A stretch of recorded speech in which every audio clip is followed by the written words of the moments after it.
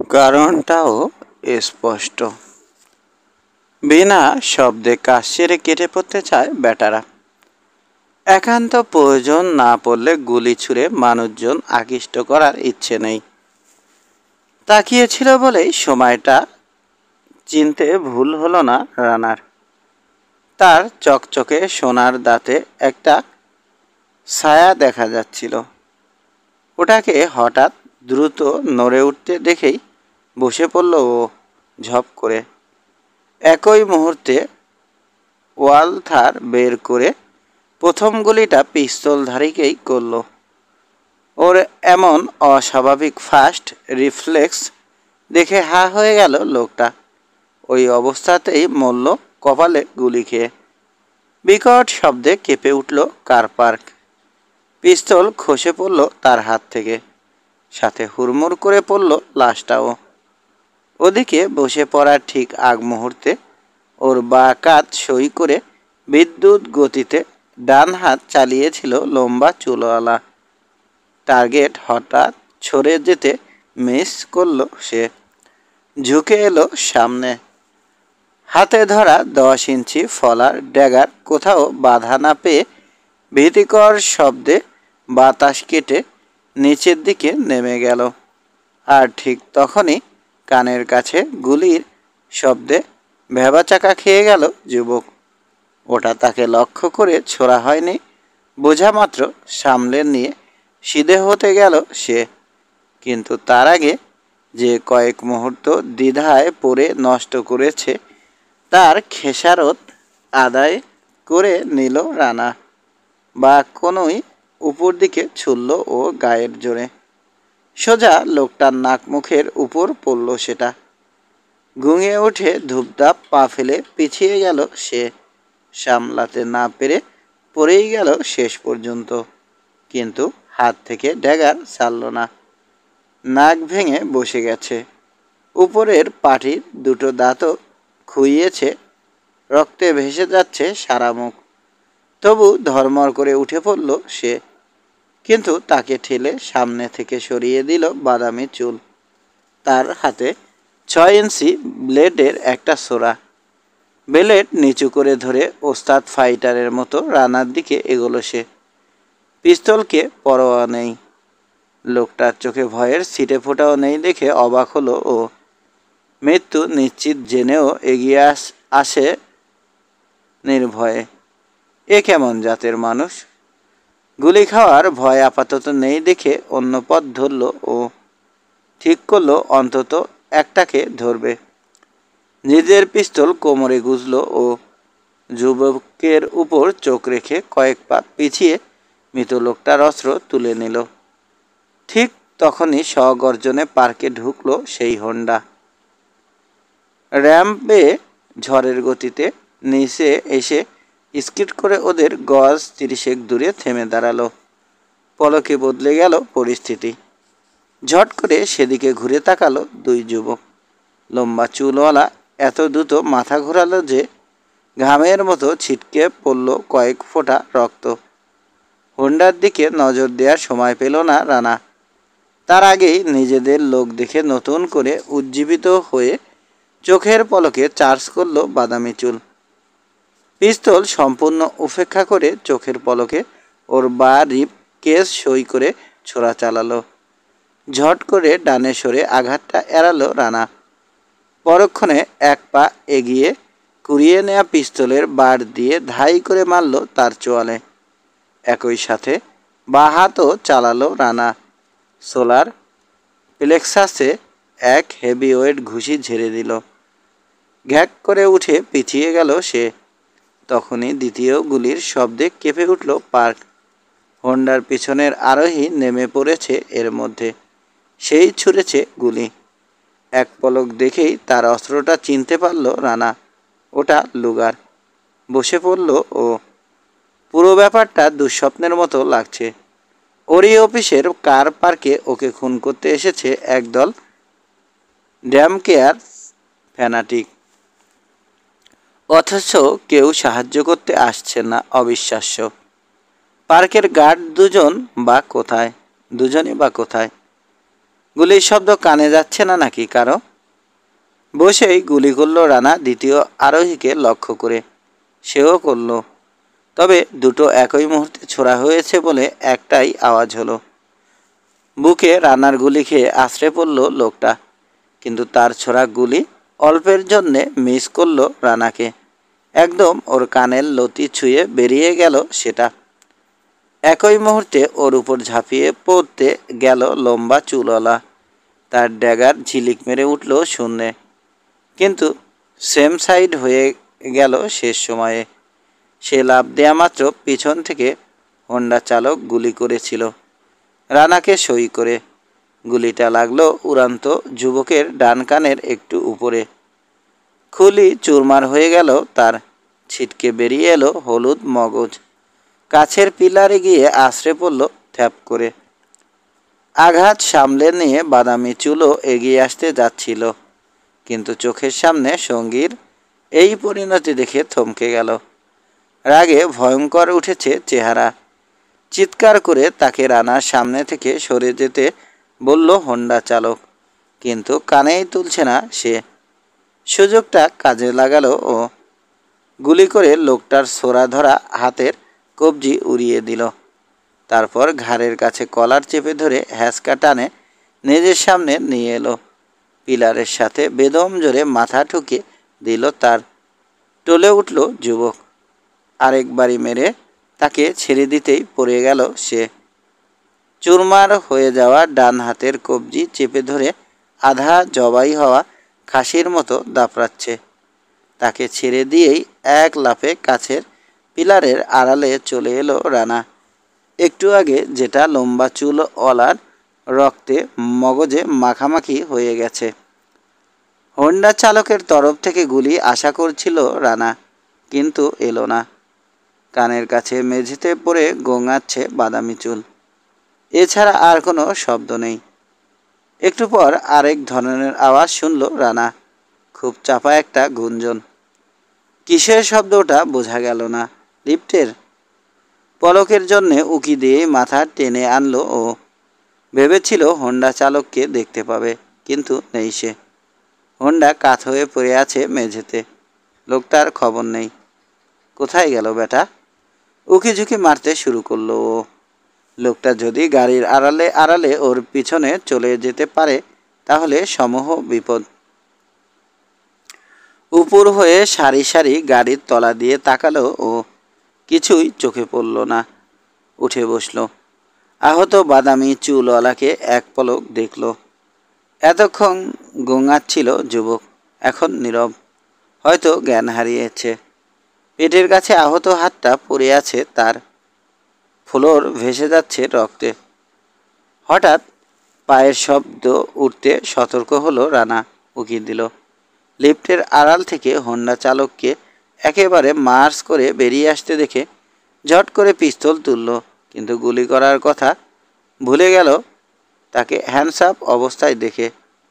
লোকটার 3 হাত পিছনে আরও কেউ একজন আছে, কিন্তু দেখা যাচ্ছে না তাকে। রানার 5 গজ সামনে পৌঁছে কলারে টান খেয়ে ব্রেক কষল হোন্ডা চালক।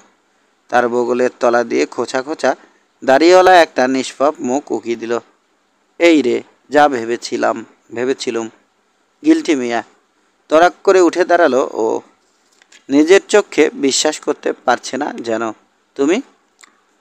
কথা পরে হবে ক্ষণ স্যার, বলল সে। এটা আপনারই বকরি তো? বলুন, কোথায় ছুরি চালাতে হবে? না যে নাকি? লোকটা নড়ে ওঠায় থেমে গেল গিল্টি মিয়া। হাতে ধরা নিজের পিস্তল দিয়ে জোরে গুঁতো মারল তার মেরুদণ্ডে। চমকে উঠল লোকটা। ডেরিয়ে থাক চুপ করে। আরেকবার নড়লে পদে আয়সা এক লাত মারব। বাপের নাম ভুলে যাবে বেটা, খচ্চর। অনেক দিন পর লোকটার ক্যালকাটার বাংলা কানে যেন মধু ঢেলে দিল রানার। ওর দিকে ফিরে শিশুর মতো সরল হাসি হাসল সে। লিফট থেকে বেরোতে গিয়ে দেখি কাছেই বেটা এটা নিয়ে বসে আছে পেছনে ফিরে। বা হাত তুলে একটা রুশ পিপিএস সাবমেশিন গান দেখালো সে। সন্ধে আগেই করেছিলুম। সন্ধ্যা আগেই করেছিলুম। এটাকে দেখেই বুঝলুম ঠিক কি ভেবেছি। ব্যাস আর কি। পোস্ট থেকে পেছন থেকে ছো মেরে কেড়ে নিলুম ব্যাটার কামান। তারপর, একটু আগে তুমিই নেমেছ লিফটে করে? তাহলে আর বলছি কি স্যার, সেই কখন উপর থেকে দেখলুম আপনার গাড়ি গ্যারেজে ঢুকছে। ও মা, তারপর আর মানুষটার পাত্তাই নেই। লিফটের দরজার কাছে দাঁড়িয়ে আছি তো আছি, খবর নেই আপনার। হঠাৎ কেমন একটা শব্দ কানে এলো। আমি ভাবলুম আচ্ছা আচ্ছা, এর গপ্প কোনোদিন শেষ হবে না বুঝতে পেরে বাধা দিল রানা। ওপরে গিয়ে শুনবো সেসব, আগে এর ব্যবস্থা করে নিই। 1 ঘন্টা পর সোহেল আহমেদের রুমে তার মুখোমুখি বসে আছে রানা। রানার পাশে দাঁড়িয়ে আছে গিল্টি মিয়া। হাত কাটা সাহেবকে জমের মতো ভয় করে গিল্টি মিয়া। সামনে বসা তো দূরের কথা, দূর থেকে তাকে দেখলেই পালাই পালাই করে। কিন্তু আজকের পরিস্থিতি ভিন্ন। সবাই অন্যমনস্ক, চিন্তিত। সোহেলকে দেখে বোঝা যায় ঘাবড়ে গেছে। দুশ্চিন্তা আর উদ্বেগে ভরসা মুখটা কালো হয়ে আছে ওর। শিরদাঁড়া খাড়া করে বসে আছে, নজর রানার উপর স্থির, কিন্তু দেখছে না। সংস্থার প্রধান মেজর জেনারেল রাহাত খান এ মুহূর্তে লন্ডনে গোয়েন্দা বিষয়ক আন্তর্জাতিক এক তথ্য বিনিময় সম্পর্কিত রুটিন বৈঠকে অংশ নিতে গেছেন 1 সপ্তাহের জন্যে। কাজেই অফিসিয়াল কর্মকাণ্ড মোটামুটি ওকেই সামলাতে হচ্ছে। এমন সময় এরকম ঘটনায় ওর চিন্তা হওয়ারই কথা। মাত্র কয়েক ঘন্টা আগে হামলা হয়েছে বিসিআইয়ের সেফ হাউজের উপর। তারপর রাত পোহাতেই আবার আক্রমণ, তাও একেবারে সংস্থার নাকের ডগায়। অবিশ্বাস্য। কাজটা কাদের সে ব্যাপারে এখন কোনো সন্দেহই নেই। তার উপর গিল্টি মিয়ার নতুন যে খবর শোনালো, তাতে মাথার মধ্যে সব এলোমেলো হয়ে গেছে সোহেলের। নতুন হামলার আশঙ্কায় বিশেষ নিরাপত্তা ব্যবস্থা নিয়েছে ও। একদল সশস্ত্র গার্ড বসিয়ে দিয়েছে ভবনের কার পার্ক ও সবগুলো লিফটের সামনে। বিনা চেকিংয়ে কাউকেই ঢুকতে দেয়া হচ্ছে না। বিসিআইয়ের নিজস্ব লিফট বন্ধ। অঘোষিত জরুরি অবস্থা চলছে সংস্থায়। রানার দিকে ফিরল সোহেল। বলল, অবস্থা দেখে মনে হচ্ছে ইতি একেবারে শেষ সময়ে ওদেরকে সন্দেহ করেছে, দেরি করে ফেলেছে অনেক। মাথা দোলালো রানা। হ্যাঁ, কিন্তু সেজন্য ওকে দায়ী করারও উপায় নেই। ও যে খবরটা জানিয়েছে তাই বেশি। আমরা তো নিশ্চিন্তে নাক ডাকিয়ে ঘুমাচ্ছিলাম। তা ঠিক। গিল্টি মিয়ার দিকে ফিরল রানা। তুমি খায়রুল কবিরকে চিনলে কি করে? চেহারা তো বলছো একদম পাল্টে ফেলেছে সে। তাতে কি স্যার, হাসলো ছোটোখাটো মানুষটা। ওর বাপ সদ্দি সাহেবও তো একবার নিজের খোল নলসে পাল্টে ফেলেছিল। পেরেছে আমাকে ফাঁকি দিতে। আমার চোখ হচ্ছে গে।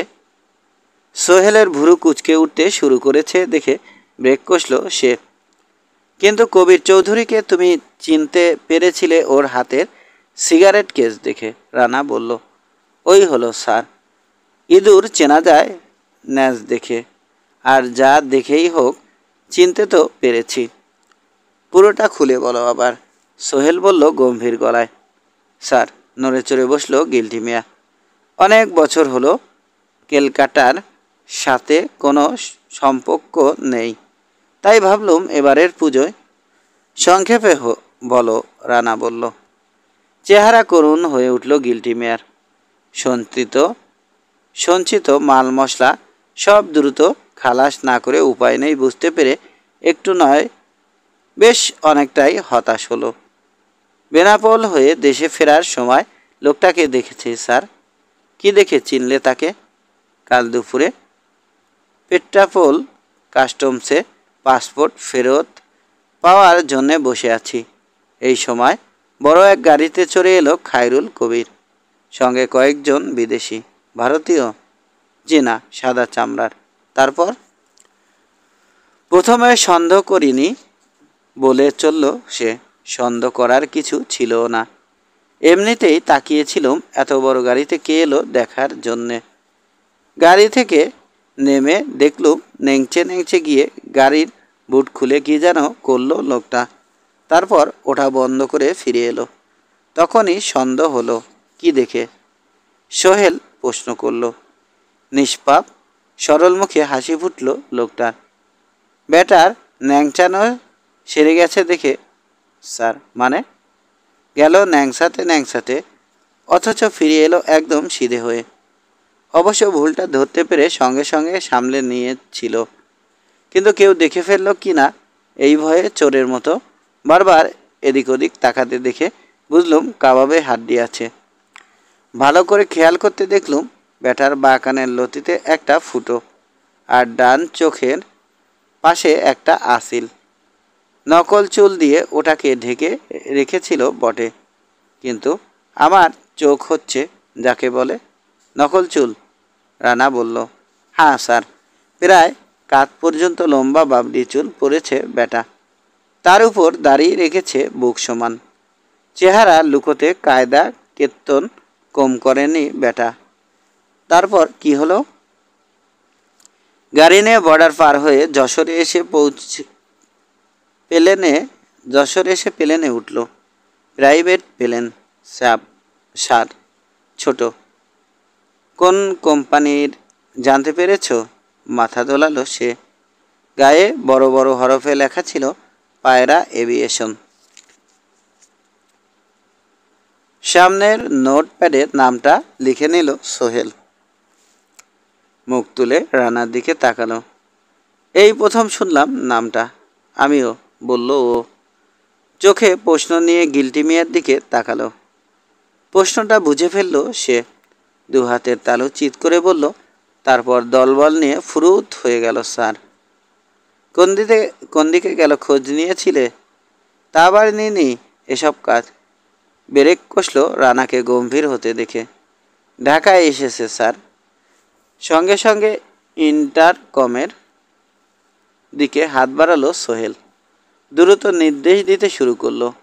পায়রা এভিয়েশন নামে কোনো এভিয়েশন কোম্পানি আছে কিনা এখনই খোঁজ নিতে বলো আই সেকশনকে। ওদের কোনো প্লেন গতকাল যশোরে গিয়েছিল কিনা তাও জানতে হবে। গিয়ে থাকলে সেখান থেকে ঢাকায় ফিরেছে না আর কোথাও গেছে, চার্টার পার্টির পরিচয়, সব তথ্য চাই। সেই সাথে কোম্পানির মালিকের নাম। গঠিত। তাড়াতাড়ি করতে বলো। রিসিভার রেখে দুধসাদা কাগজে টাইপ করা একটা শীট তুলে নিল। রানার উদ্দেশ্যে বলল, এটা তোর কাল রাতে পাঠানো গুলির খোসার ব্যালিস্টিক পরীক্ষার রিপোর্ট। কি আছে ওতে? রানা বলল, কিছুই না। হতাশ ভঙ্গিতে মাথা নাড়ল অ্যাডমিনিস্ট্রেটিভ চিফ। নাড়া লাগায় খরমর করে উঠল শীতটা। ওগুলো কী ধরনের গুলি তাই ধরতে পারেনি এক্সপার্টরা। একেবারে নতুন, আনকনভেনশনাল। ওইগুলি ছোড়ার মতো অস্ত্র পৃথিবীর কোনো দেশ আবিষ্কার করেছে তারও কোনো রেকর্ড নেই। তাছাড়া ওগুলোর ক্ষমতা সম্পর্কে তুই যা বললি, এক্সপার্টরা শুনে একেবারে তাজ্জব হয়ে গেছে। আশ্চর্য, খানিক পর বলল রানা। তার মানে গিল্টি মিয়ার খায়রুল কবিরকে দেখায় যদি কোনো ভুল না হয়ে থাকে, তাহলে ধরে নেওয়া যায় অস্ত্রটার আবিষ্কারককে পেয়ে গিয়েছি আমরা। মাথা দোলালো সোহেল। তাই তো মনে হচ্ছে। পালা করে ওদের দুজনকে দেখছে গিল্টি মিয়া। বুঝে উঠতে পারছে না আলোচনার বিষয়বস্তু। এক্সপার্টদের কয়েকজন সেফ হাউসে গেছে। সোহেল বলল আবার, দেখা যাক ফিরে এলে নতুন কোনো তথ্য দিতে পারে কিনা। গিল্টি মিয়ার দিকে ফিরল। লোকটাকে চিনতে কোনো ভুল হয়নি তো তোমার? জোরে জোরে মাথা নাড়ল সে। মোটেই না স্যার, এমন ভুল হতেই পারে না আমার। এই খবর দিতেই তো এসেছিলাম স্যার। এসে দেখি ও ঠিকই দেখেছে। সোহেল গম্ভীর গলায় বলে উঠল রানা। চেহারা থমথম করছে। অজানা শঙ্কায় গায়ের সমস্ত পশম দাঁড়িয়ে পড়েছে ওর। ভুল হয়নি। বিস্মিত হলো সোহেল। কি করে বুঝলি? চট করে উঠে পড়ল ও। ভেতরে ভেতরে অস্থির হয়ে উঠেছে। বার কয়েক রুমের এ মাথা ও মাথা পায়চারি করলো রানা। তারপর হঠাৎ থেমে বন্ধুর দিকে তাকালো। ইতি প্রথম দিনই বলেছিল ওদের দলের একজন বিদেশে থাকে, মাঝে মধ্যে আসে বাংলাদেশে। লোকটা বিজ্ঞানী। চমকে উঠল সোহেল। ও হ্যাঁ, বলেছিল তো। বেকুবের মতো চেহারা হলো ওর। তার মানে সন্দেহের আর কোনো অবকাশই নেই, রানা বলল। কেরামতুল্লাহ আর খায়রুল কবির, রুদ্ধশ্বাসে বলল সে। শেষ পর্যন্ত এক ফেনাটিক মোল্লার সাথে জোট বাঁধল লোকটা। আশ্চর্য তো। আশ্চর্যের কিছু নেই, মাথা নাড়ল রানা। স্বার্থ উদ্ধারই যেখানে আসল। ইন্টারকমের শব্দে থেমে গেল। রিসিভার কানে তুলল সোহেল। মৃদু কণ্ঠে বলল, কে? হ্যাঁ বলো। আচ্ছা, তারপর? হ্যাঁ, কোথায়? শুধুই রিফুয়েলিং করতে? আচ্ছা আচ্ছা, বলে দাও। মুখের সাথে হাতও চলছে ওর। সমস্ত তথ্য নোটপ্যাডে লিখে নিচ্ছে রিসিভার কাঁধ দিয়ে কানের সাথে ঠেসে ধরে। একটু পর কলম রেখে দিল। গুড। ওই সিরাজুল ইসলাম সম্পর্কেও সমস্ত তথ্য চাই আমার। বুঝতে পেরেছ? হ্যাঁ, অপেক্ষা করছি। রিসিভার রেখে হেলান দিয়ে বসলো। চিন্তিত চেহারায় তাকিয়ে থাকলো রানার দিকে। পায়রা এভিয়েশন নতুন কোম্পানি, কয়েক মাস আগে চালু হয়েছে। ঢাকা যশোর আর ঢাকা কক্সবাজার রুটে চলাচল করে। ব্যাস, ফিরে এসে বলল রানা। হ্যাঁ, দুটো প্লেন ওদের। একটা কাল যশোরে গিয়েছিল, ওখান থেকে ঢাকা এসেছে শুধু রিফুয়েলিং করতে। প্যাসেঞ্জারদের কেউ নামেনি। কাজ সেরে কক্সবাজার চলে গেছে। তবে কি? ঝুঁকে বসলো রানা। এখান থেকে কক্সবাজার যেতে যে সময় লাগে তার ডবলেরও বেশি সময় পরে সেখানে ল্যান্ড করেছে ওটা। তখন কোনো যাত্রী ছিল না। তাহলে মাঝের এই সময়টা? মাথা নাড়ল সোহেল। জানা যায়নি। আর এসব তথ্য জানতে হয়েছে ঢাকা কক্সবাজার এয়ার ট্রাফিক সূত্র থেকে। পায়রা চেপে যাওয়ার চেষ্টা করেছে। মাথা ঝাঁকালো রানা। বোঝা গেছে। কি? হয়তো পার্বত্য চট্টগ্রামের ওদিকে কোথাও ওদের পাখির খাঁচা। ওদিকেই গিয়েছিল। কিছুক্ষণ চুপ করে থেকে মাথা ঝাঁকালো সোহেল। ঠিক হতে পারে, হতে পারে না, তাই হয়েছে বলেই বাঁ দিকের লাল টেলিফোনটার উদ্দেশ্যে থাবা চালালো। বিশেষ একটা নাম্বারে ফোন করে এক মুহূর্ত অপেক্ষা করল। তারপর নিজের সাংকেতিক পরিচয় জানিয়ে তুফান গতিতে একের পর এক নির্দেশ দিতে শুরু করলো। শেষে বলল, ওটার ল্যান্ডিং স্পট খুঁজে বের না করা পর্যন্ত ফেরা চলবে না। তাতে 2 দিন লাগুক, 4 দিন লাগুক, simply I don't care. Receiver রেখে ফোঁস করে দম ছাড়ল ও।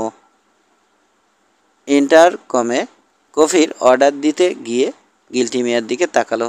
কফি খাবে তো তুমি? কৃতার্থ হয়ে হাসল লোকটা। কফি? তা বলছেন যখন দিন 1 কাপ খাই। কফি বানায় স্যার ওরা, ক্যালকাটার জাকারিয়া স্ট্রিটের। সোহেল ঠান্ডা চোখে তাকিয়ে আছে দেখে জবান আটকে গেল তার। অনেক কষ্টে হাসি চাপল রানা বেচারার অবস্থা দেখে। একটু পর কফি নিয়ে এলো সোহেলের পিয়ে, তার সাথে ছোট একটা কম্পিউটার প্রিন্ট আউট। সিরাজুল ইসলামের পরিচিতি। এক নিঃশ্বাসে পড়ে ফেলল সোহেল। তারপর মাথা দোলালো। বাহ, এ তো দেখছি রীতিমতো আরেক হাফেজ। নে পড়ে দেখ। কবিতে চুমুক দিয়ে শুরু করলো রানা। নাম সিরাজুল ইসলাম, পিতা গ্রাম, পেশা খুচরা যন্ত্রাংশ ব্যবসায়ী। ঢাকার নবাবপুর ও চট্টগ্রামের জুবিলি রোডে বড় বড় 6টা দোকান আছে। চীনের কুনমিং থেকে মায়ানমার হয়ে আসা বড় স্কেলের চোরাচালানি দলের সঙ্গে জড়িত। সরকারের উঁচু মহলে যথেষ্ট প্রভাব আছে। আদর্শের দিক থেকে প্রো পাকিস্তানি, ধর্মান্ধ, গোঁড়া, ধনী। বহুদিন থেকে মাওলানা কেরামতুল্লাহর পার্টির সাথে প্রত্যক্ষ যোগাযোগ আছে। নিয়মিত মোটা অঙ্কের চাঁদা দিয়ে থাকে। সম্প্রতি এক প্রাইভেট এভিয়েশন কোম্পানি কাগজটা রেখে দিল রানা। মাওলানা কেরামতুল্লাহর দুঃসাহসের কথা ভাবল। লোকটা কতখানি মরিয়া উঠলে বিসিআই এর ঘাড়ের উপর এসে ওকে খুন করার চেষ্টা করতে পারে। ভাবতে গিয়ে দুশ্চিন্তাতেই পড়ল ও। কী করতে চলেছে ওরা? কুর্মিটোলা এয়ারফোর্স বেস থেকে একজোড়া সাধারণ 2 সিটার প্লেন উঠল আকাশে। স্পটার প্লেন ওগুলো। সোজা কক্সবাজারের দিকে চলল শর্টকাট এয়ার রুট ধরে। সেখান থেকে রিফুয়েলিং সেরে আবার উড়ল। কি খুঁজতে হবে পাইলটের জানা আছে, এয়ার ডিফেন্স অথরিটি জানিয়েছে, কিন্তু সেটার অবস্থান অজ্ঞাত। কাজেই এলাকা ভাগ করে নিয়ে গোটা পার্বত্য চট্টগ্রামের আকাশ জুড়ে ধীর গতিতে চক্কর দিতে শুরু করলো ও দুটো। প্রথম দিন কোনো উল্লেখযোগ্য ঘটনা ছাড়াই কেটে গেল। পরদিন শেষ বিকেলে ঘটল ব্যাপারটা। বাংলাদেশ মায়ানমারের বর্ডারের খুব কাছ দিয়ে চক্কর মেরে ফিরে আসছিল ফ্লাইট সার্জেন্ট আনিস। ঘোরার সময় পিছনে তাকাতেই পরন্ত সূর্যের আলোয় কিছু একটা ঝিকিয়ে উঠতে দেখে সতর্ক হয়ে উঠল। বঙ্গোপসাগরের উপরে ভাসমান বড় একখণ্ড মেঘের ভেতর থেকে আচমকা বেরিয়ে এসেছে ওটা। একটা খুদে ফেলেন। অনেক কষ্টে নিজেকে সংযত রাখলো ফ্লাইট লেফটেন্যান্ট। ওটার চালক যাতে কোনো সন্দেহ করে না বসে, সেজন্য কোর্স একচুল বদল না করে যেমন যাচ্ছিল যেতেই থাকলো। তবে নিজেদের বিশেষ ফ্রিকোয়েন্সিতে অন্য স্পটারকে খবরটা জানিয়ে দিল তৎক্ষণাৎ। পায়রার পাইলট কিছুই টের পেল না। দূর থেকে ওঠার পিছু নিল দ্বিতীয় স্পটার। এদিকে উত্তর দিগন্তে প্লেন দুটো মিলিয়ে যেতে বঙ্গোপসাগরের উপর চলে এলো আনিস। উচ্চতা অনেকখানি কমিয়ে আন্দাজে ঘুরঘুর করতে লাগলো চারদিকে। ভয়ের কিছু নেই বুঝতে পেরে সীমান্ত অতিক্রম করে মায়ানমারের আকাশে চলে এলো। তারা খাওয়ার ভয়ে রাডার এড়াতে আরও কমালো উচ্চতা। মেঘটা ততক্ষণে বাড়তে বাড়তে ঢেকে ফেলেছে দক্ষিণ পশ্চিম আকাশ। ফলে সময়ের আগেই সন্ধে নেমে গেছে। ফিরে যাওয়ার কথা ভাবছে ফ্লাইট সার্জেন্ট। তখনই ঝড় উঠল হঠাৎ করে।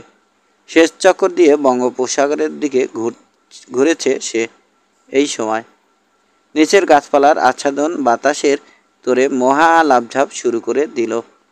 তখনই হঠাৎ গাঢ় সবুজের মধ্যে সাদা বড়সড় একটা চত্বর চোখে পড়ল তার।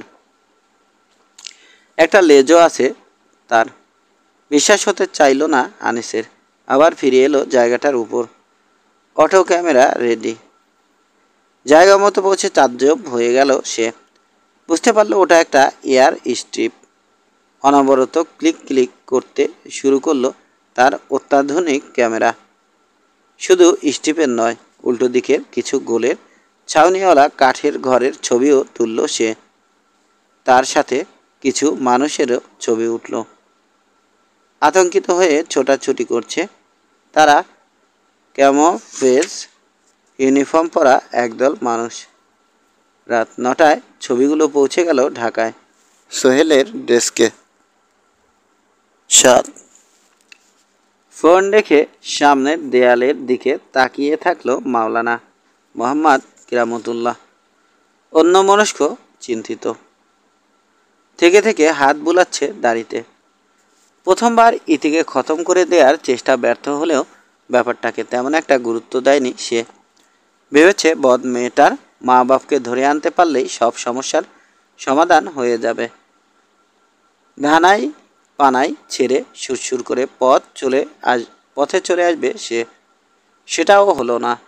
পরে যখন এসবের সঙ্গে মাসুদ রানার জড়িত থাকার খবর জানতে পেরেছে সে, তখন ঠিক করলো ওরই একটা ব্যবস্থা করতে হবে। তাহলে গোটা ব্যাপারটার জড়ও কাটা পড়বে। এই মাসুদ রানা সম্বন্ধে কিছু কিছু জানা ছিল তার। শুনেছে লোকটা ভয়ঙ্কর বিপজ্জনক। একবার যার পেছনে লাগে তাকে শেষ না করে ছাড়ে না কিছুতেই।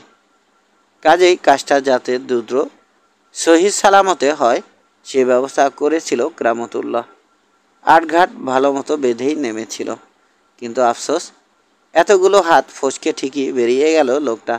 শুধু তাই নয়, উল্টো তার কয়েকজন ট্রেনিংপ্রাপ্ত বিশ্বস্ত একনিষ্ঠ খাদেমকে জান্নাতবাসী করে রেখে গেল। ওদের মধ্যে একজনের মৃত্যু শেলের মতো বিঁধেছে তার বুকে। খুব কষ্ট পেয়েছে মাওলানা। দলের নেতা ছিল সে, এক্স আর্মি কমান্ডো বাহিনীর সদস্য। তার খাদেম বাহিনীর দেশি ট্রেনারদের একজন ছিল লোকটা। তার উপর প্রচণ্ড আস্থা ছিল গ্রামতুল্লার। সে যে এমন শোচনীয়ভাবে ব্যর্থ হবে কল্পনাই করতে পারেনি। সদল বলে মরেছে সে। একজন ধরা পড়েছে বিসিআই এর হাতে।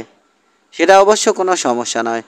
এ ধরনের পরিস্থিতিতে পড়লে কি করতে হবে সে ব্যাপারেও খাদেমদেরকে শপথ করিয়ে নেওয়া হয়। বিনা দ্বিধায় আত্মহত্যা করেছে লোকটা। ওরা একটা কথাও বের করতে পারেনি তার মুখ থেকে। এতে একদিক দিয়ে তার অন্তত নিশ্চিন্ত হওয়ার কথা, কিন্তু তা তো হয়নি, বরং হয়েছে উল্টোটা। মাসুদ রানা তার জন্য এক মহা দুশ্চিন্তার কারণ হয়ে দাঁড়িয়েছে। লোকটা রীতিমতো কাপ ধরিয়ে দিয়েছে তার বুকে। এতজন খাদেম যার একার সঙ্গে ফিরে উঠল না, সে কেমন মানুষ ভেবে পাচ্ছে না মাওলানা। বেঈমান নীতির মুখ থেকে তার ব্যাপারে এতক্ষণে অনেক কিছুই জেনে গেছে লোকটা। মুখে মুখে কিছু প্রমাণ করতে পারবে না অবশ্য মেয়েটা, কিন্তু তবু সেই ভরসায় বসে থাকলে তো আর চলবে না। এবার তাই সম্পূর্ণ অন্য ধরনের চালবে সে। পরদিন পিসিআই অফিস, মাওলানা কেরামতুল্লাহর কে ভবনে হানা দেওয়ার সিদ্ধান্ত নিয়ে ফেলেছে মাসুদ রানা। তার খাদেমদের নামের তালিকাটা দরকার। দেরি করার সময় নেই। কখন কি ঘটে বলা যায় না। সেদিনের সেই আজব অস্ত্র আর খায়রুল কবিরের বাংলাদেশে আসার খবর ভেতরে ভেতরে অস্থির ও তাড়াতাড়ি ব্যাপারটার ইতি ঘটাতে চায়। কাজেই আজ রাতেই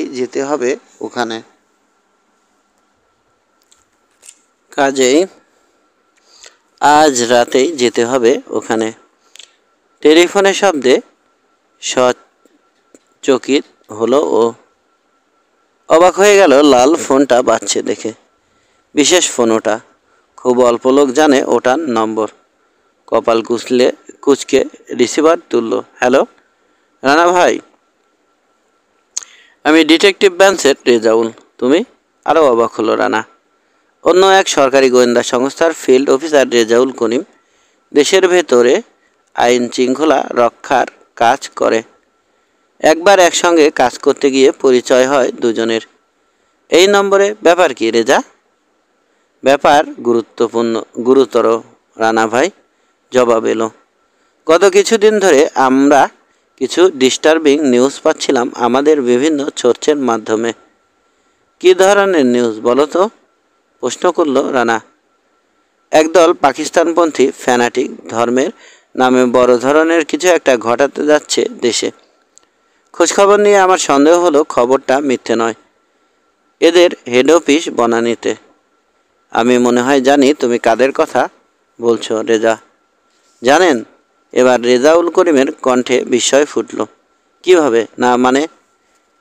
সেসব এখন থাক রেজা, রানা বলল। আগে বলো তুমি ফোন করেছো কেন? জি বলছি। ওদের দলের এক নেতাকে গত কদিন থেকে ফলো করছি আমি। এই মুহূর্তে গুলশানের এক বাড়িতে আছে সে। কেরামতুল্লাহ? হাসল রেজাউল করিম। জি। তারপর? প্রশ্ন করল রানা। এইমাত্র আরেক লোক এসে ঢুকলো ওই বাড়িতে। আগে কখনো দেখিনি লোকটাকে, তবে আকার গঠন দেখে মনে হচ্ছে এই লোকই দুদিন আগে বেনাফল হয়ে দেশে ঢুকেছে। আমাদের বেনাফল সোর্স বাধা দিল রানা। দেখতে কেমন? সুদর্শন, লম্বা চওড়া, ফর্সা? ওর গলার স্বর হঠাৎ বদলে যেতে ভরকে গেল রেজাউল। কেউ? হ্যাঁ হ্যাঁ হ্যাঁ, আপনার বর্ণনা মিলে যাচ্ছে। আমরা আবারও বাধা দিল। তুমি এখন ঠিক কোথায় আছো রেজা? ফোন করছো কোত্থেকে? গুলশান 1 নম্বরে রানা ভাই। মেইন রোডে না, সেকেন্ডারি রোডে। আগে যে বাড়িতে ব্রাজিলিয়ান দূতাবাস ছিল সেটার কাছে। আমার মোবাইল সেট থেকে ফোন করছি। শোনো, তুমি থাকো ওখানে, আমি এখনই আসছি। খুব ব্যস্ত, শোনালো রানার গলা। আপনি আসবেন? এদের ব্যাপারে আপনারাও এসব নিয়ে সামনাসামনি কথা বলবো রেজা। এখন ফোন রাখছি। আচ্ছা। গাড়ি ভেতরে আনবেন না, মেইন রোডে রেখে আসবেন রানা ভাই। আর আমাকে না চেনার ভান করবেন। ঠিক আছে। রিসিভার রেখে টেবিল থেকে মোবাইল ফোনটা তুলে নিল রানা। ঝড়ের বেগে ঢুকলো সোহেলের রুমে। ওখানে মিনিট 2 কাটিয়ে দ্রুত পায়ে লিফটের দিকে এগোলো। 3 মিনিট পর মতিঝিলের যানজটের মাঝ দিয়ে যত দ্রুত সম্ভব গাড়ি ছোটালো উত্তর দিকে। 20 মিনিট পর গুলশান 1 নম্বরের গোল চত্বরে পৌঁছলো ও সুবিধে মতো একটা জায়গায় গাড়ি পার করে ব্রাজিলিয়ান দূতাবাসের পুরানো অফিসের দিকে পা বাড়ালো। অল্প পথ, কয়েকবার ডানে বাঁয়ে করে 3 মিনিটে পেরিয়ে এলো রানা। শেষ মোড় ঘুরতেই রেজাউলকে দেখতে পেল। পশ্চিম মুখ এক বাড়ির দেয়াল সংলগ্ন মুদি দোকানের সামনে দাঁড়িয়ে সিগারেট টানছে। ওর সঙ্গে চোখাচোখি হতে ঘুরে দাঁড়ালো রেজা। প্রায় জনহীন রাস্তা ধরে আগে আগে হাঁটতে লাগলো। জোরে পা চালিয়ে তাকে প্রায় ধরে ফেললো রানা। কোন বাড়িতে? আরেক দিকে তাকিয়ে বলল, সামনে, ডান দিকে। তাকাবেন না। লাল প্যারাপেটওয়ালা দোতলা বিল্ডিংয়ে। বিল্ডিংটা দেখলো। সামনে বিশাল পোর্টিকোয় 2টো গাড়ি দাঁড়িয়ে আছে। একটা দেখেই বোঝা যায় নতুন, ঝকঝক করছে, মার্সিডিস। বিল্ডিংয়ের সামনে লোকজন নেই। গাড়ির 2টোর ড্রাইভিং সিটেও কেউ নেই। বাড়িটা পেরিয়ে চলল। রেজাউল বলল, 2টো বাড়ির পরের বাড়িটার মেইন গেট খোলা আছে, ঢুকে পড়ুন ভেতরে। ডান দিকে সরু গলি দিয়ে পিছন দিকে চলে যান, ওখানে আমার লোক আছে। আমি কিছু দূর গিয়ে পিছনের গেট দিয়ে ভেতরে ঢুকলাম। দুজনকে একসঙ্গে ঢুকতে দেখলে সন্দেহ করতে পারে ওরা, কিন্তু বাড়ির ভেতর থেকে দূরবীন দিয়ে তাকালে লোক দুটোকে দেখতে পাবেন। দোতলার ড্রয়িং রুমে আছে ওরা। কি বলতে যাচ্ছিল রানা, কিন্তু সময় হলো না। খোলা গেটের কাছে পৌঁছে গেছে। এখন মুহূর্তের জন্য দ্বিধা করলে সমস্যা হয়ে যাবে। ও বাড়ি থেকে কেউ যদি এদিকে নজর রেখে থাকে, সন্দেহ করে বসবে। কাজেই ঢুকে পড়ল রানা। 2 পাল্লার বড় গেট, পুরো স্টিল শিটের, ভেতর দিকে খোলা। গেট পেরিয়ে 3 পা এগোতেই কেন যেন গায়ের মধ্যে শিরশির করে উঠল। ঝট করে পেছন ফিরল। ডান হাত বিদ্যুৎ গতিতে উঠে যাচ্ছিল শোল্ডার হোল্ডারের দিকে, কিন্তু সামলে নিল শেষ মুহূর্তে।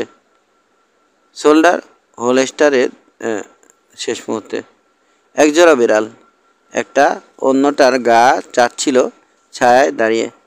ওর অ্যাকশন দেখে ভরকে গিয়ে ঝেড়ে দৌড় লাগালো কাছের এক ঝোপের দিকে।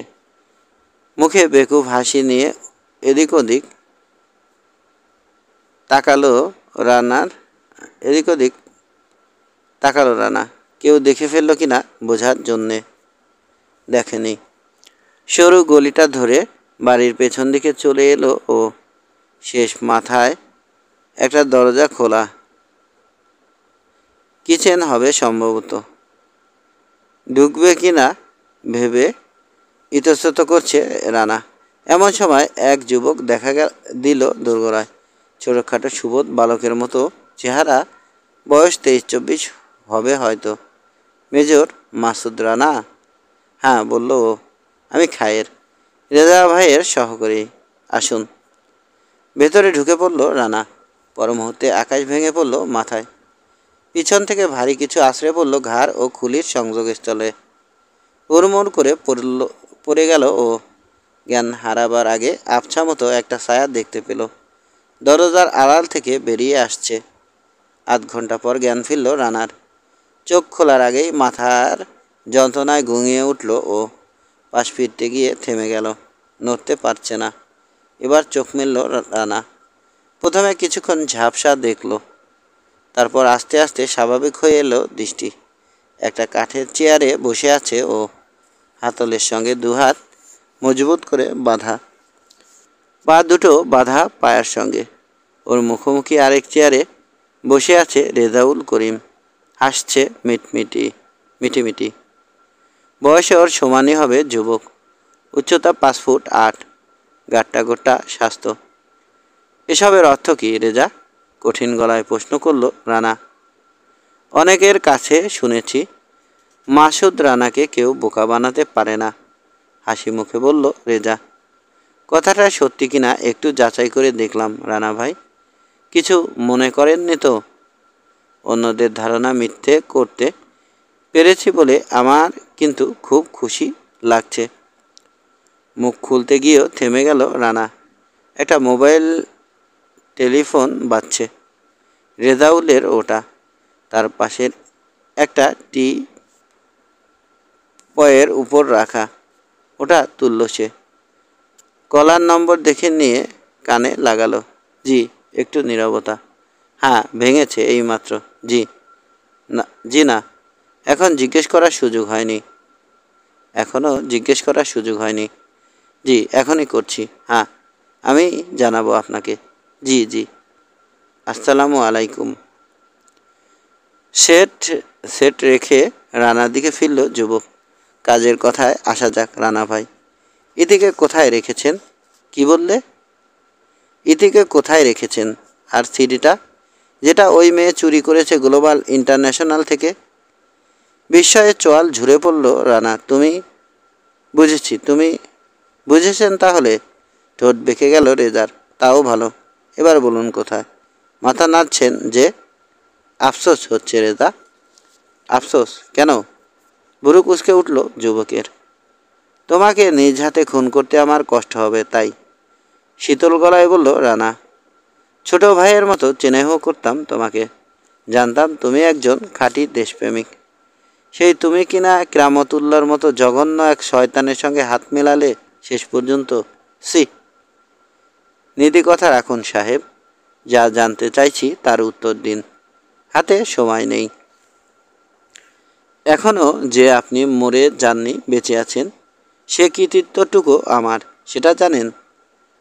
প্রথম গেটেই আপনাকে শেষ করে দেওয়ার হুকুম ছিল মাওলানা সাহেবের, কিন্তু আমি তা হতে দেইনি, জানেন? দিলেই বরং ভালো করতে রেজা। আগের চাইতো শীতল গলায় বলল রানা।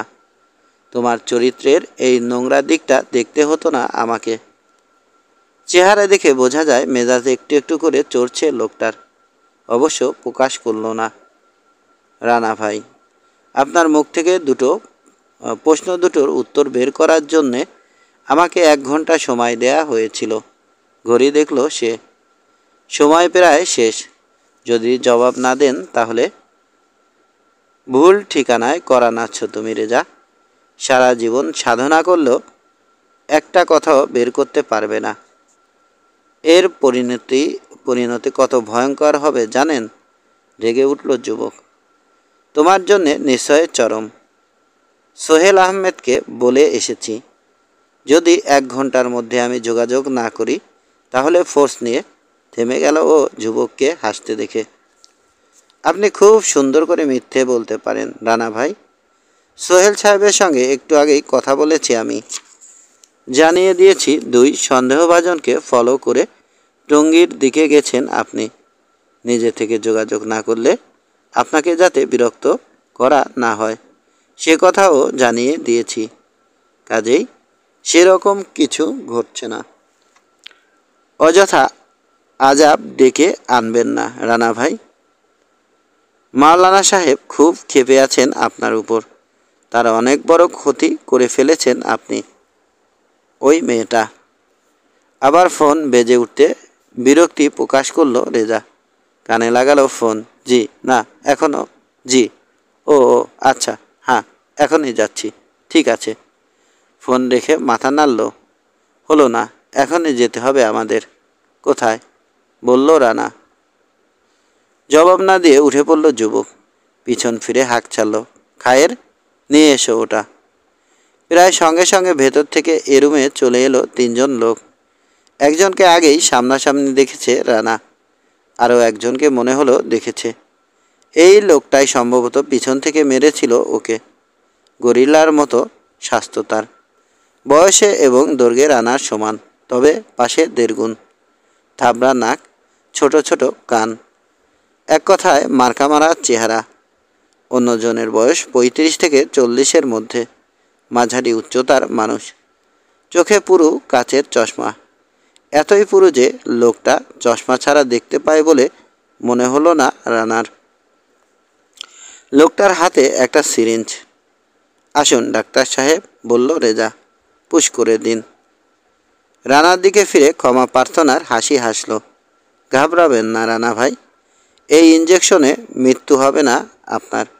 বড়জোর ঘণ্টাখানেকের জন্যে অচল হয়ে থাকবেন, শুধু জেগেই থাকবেন, অথচ নড়ার ক্ষমতা থাকবে না। টঙ্গীতে আজ আবার হাটবার। খোলা গাড়িতে আপনাকে বেঁধে ছেঁধে নিয়ে গেলে লোকের মনে সন্দেহ জাগতে পারে। কই ডাক্তার আসুন। খায়ের, গাড়ি রেডি? ওকে কোথায় নিয়ে যেতে চাইছে এরা বুঝতে বাকি রইল না রানার, তাই চুপ করে থাকলো। মাথার মধ্যে কেবল বিশ্বাসঘাতক রেজাউলের চিন্তায় ঘুরছে। ও কেরামতুল্লার সঙ্গে জড়িত, বিশ্বাস করতে এখনও কষ্ট হচ্ছে রানার। বসে আছে মাসুদ রানা, অবশ হাত দুটো কোলের উপর পড়ে আছে। চোখ মেলে সামনে তাকিয়ে আছে ও, কিন্তু ঠিকমতো দেখতে পাচ্ছে না কিছু, সব ঝাপসা। নড়তে চাইছে কিন্তু পারছে না। অজ্ঞাত একটা শক্তি স্থবির করে রেখেছে ওকে। সামনে পথের দুপাশে প্রচুর মানুষ, গাড়ি, সবই দেখতে ও বুঝতে পারছে। ব্যাস ওটুকুই। মাঝারি গতিতে ছুটছে গাড়িটা, একটা মাইক্রোবাস। পিছনের প্রথম সিটে বসানো হয়েছে ওকে। ডান দিকে বসেছে ডাক্তার, তার পায়ের কাছে একটা ব্যাগ। বাঁদিকের ফোল্ডিং সিটে বসে সেই সন্ডা আবুল। খায়ের পিছনের সিটে রেজা ড্রাইভারের পাশে। ড্রাইভার লোকটা বয়স্ক, কাঁচাপাকা, দাঁড়িয়ে আছে। বনানীর নৌবাহিনীর সদর দপ্তর ছাড়িয়ে এলো মাইক্রোবাস। রাস্তা একটু ফাঁকা পেয়ে গতি বাড়িয়ে দিল ড্রাইভার। সূর্য বেশ ঢলে পড়েছে, অস্ত যেতে আর বেশি দেরি নেই। এয়ারপোর্টের কাছে ভিড়ের কারণে গতি একটু কমাতে হলো গাড়ির। তারপর আবার দৌড়। রেজাউল থেকে ঘুরে তাকাচ্ছে ওর দিকে। কিছুক্ষণ পরপরই ডাক্তারের দিকে ফিরছে।